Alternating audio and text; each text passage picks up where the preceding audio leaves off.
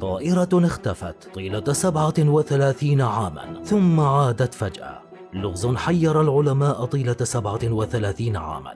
الرحلة 914 أو السفر عبر الزمن كما يطلق عليها البعض. انطلقت الرحلة من مطار نيويورك صباح 2 يوليو تموز عام 1955 متوجهة إلى مدينة ميامي الأمريكية. كان من المفترض أن تدوم الرحلة بضع ساعات فقط، إلا أن الطائرة اختفت ولم يعد بإمكان رادارات أبراج المراقبة رصدها أو التواصل معها. كما لم يصدر من الطائرة أي نداء استغاثة أو إبلاغ بمشكلة تقنية. فقد الاتصال فجأة واختفت الطائرة دون أثر. بدأت عمليات البحث والإنقاذ على طول الخط الذي كان من المفترض أن تقطعه الطائرة، لتبوء بالفشل دون وجود أي دليل على حطامها أو أي أثر للأشخاص الذين كانوا بداخلها. واتسعت رقعة البحث وسط جدل عم الولايات الأمريكية ليتم إعلان تحطم الطائرة في مكان لا تستطيع فرق الإنقاذ الوصول إليه. وتم تعويض عائلات الضحايا من قبل شركة الطيران بسبب إهمالها. لكن هل هذه القصة حقيقية؟ القصة كما روتها صحيفة أمريكية 37 عاما في السماء. بعد مرور 37 عاما من اختفاء الطائرة حدثت المفاجأة. ففي صباح 9 سبتمبر أيلول عام 1992 كان مراقب الملاحة الجوية خوان دي لا كورتي يقوم بعمله المعتاد في برج المراقبة التابع لمطار كاراكاس بفنزويلا، ليتفاجأ بظهور بقعة سوداء على الشاشة. ظنها في البداية عطلا تقنيا، لكنه صدم فيما بعد عندما اكتشف أن ما يراه هو طائرة قديمة يعود طرازها إلى الخمسينيات. كما تلقى اتصالا من كابتن الطائرة كان مغزاه: أين نحن؟ طلب خوان من الكابتن التعريف عن نفسه وعن الرحلة. الإجابة كانت مثل الصاعقة على أفراد برج المراقبة، حيث أجاب: أنا كابتن الطائرة 914 الأمريكية من طراز دوغلاس دي سي القادمة من نيويورك والمتوجهة إلى ميامي. كانت المفاجأة كبيرة في برج المراقبة، حيث أن التفاصيل المقدمة من كابتن الطائرة تعود للرحلة التي اختفت قبل 37 عاما. الطائرة انحرفت بمسار خطأ بحوالي 1800 كيلومتر.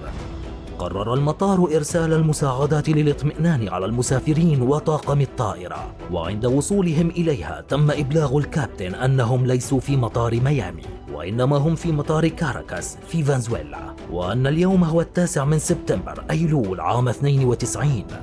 فور سماعه الخبر أقلع بالطائرة لتختفي مرة أخرى رغم إرسال المطار طائرات لتعقبها. لم تترك الرحلة أي دليل عليها سوى تقويم لسنة 1955 كان قد رماه كابتن الطائرة قبل إقلاعها من المطار.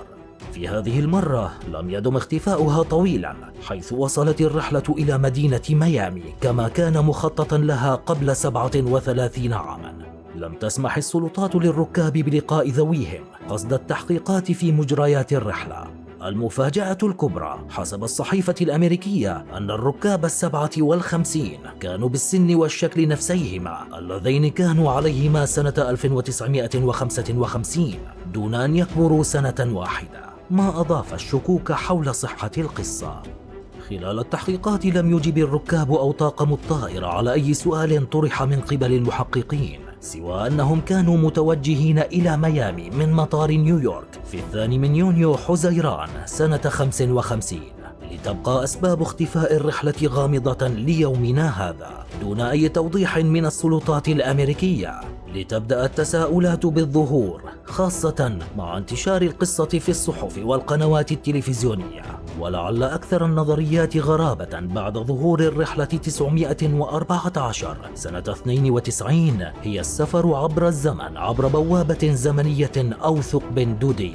لهذا بدلا من الهبوط في ميامي في صباح 2 يوليو تموز عام 55 ظهرت في فنزويلا بعد 37 سنة من إقلاعها. كما يفترض أنها عادت عبر الثقب نفسه نفسه بعد مغادرتها فنزويلا، لكن هذه الفرضية الغريبة غير مؤكدة علميا. أما أكثر الفرضيات التي راجت فور إصدار الجريدة الخبر، خاصة من طرف المهتمين بهذا النوع من القضايا كموقع ترانزيت الذي أشار إلى نظرية مثلث برمودا. فيقول الموقع إن من المؤكد أن الطائرة عبرت فوق مثلث برمودا وتعرضت لشيء غير مفهوم داخله، ما تسبب في اختفائها هذه المدة الزمنية وقطع هذه المسافة. ولكن هذه النظرية غير صحيحة، لأن الطائرة لم تتعرض لأي أذى، وجميع حوادث مثلث برمودا انتهت بدمار الطائرات وغرق السفن. من جهة أخرى، فالمؤمنون بالعوامل الأخرى في الفضاء ربطوا الأمر بالفضائيين، حيث يعتقدون أن الطائرة اختطفت من قبلهم. وبعد الكثير من التحقيقات والملابسات في الحادثة، ظهر ما يمكن اعتباره التفسير المنطقي الأبرز لما حدث، حيث أفادت التقارير أن أول ذكر لهذه الرحلة كان سنة 85 من قبل جريدة ويكلي وورد نيوز. هذه الجريدة اشتهرت بنقلها العديد من المواضيع الخالية من المصداقية، وعلى الرغم من ذلك لقيت انتشارا واسعا.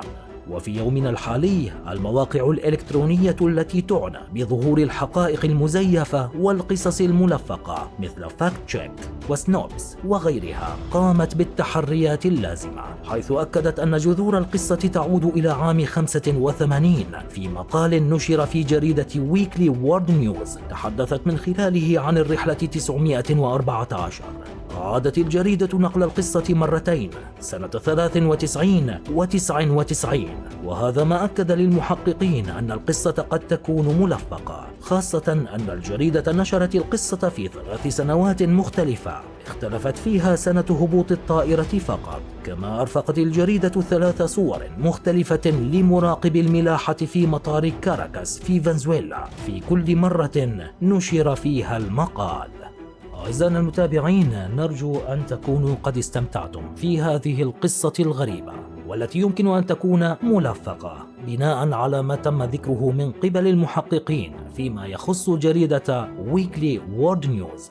إن أعجبكم المحتوى، نرجو الاشتراك وتفعيل زر الجرس ودعم القناة. دمتم في أمان الله.